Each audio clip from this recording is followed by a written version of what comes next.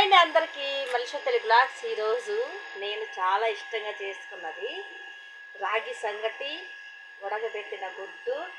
ఇది చాలామందికి శనక్కాయ పప్పులు పచ్చడి అనుకుంటారు, కాదు, నువ్వులు శనక్కాయ పప్పులు వేసి చేశాను అనమాట. పచ్చిమిరపకాయలు వేసి అద్దరిపోయింది.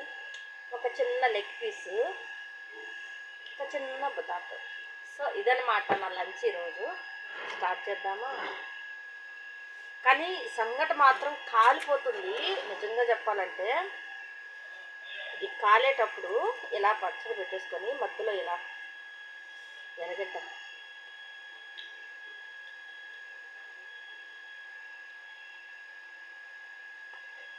ఇంకేం కావాలండి జన్మకి. నిజంగా చెప్తున్నా, ఎక్సలెంట్ వచ్చింది. మీరు కూడా ట్రై చేయండి.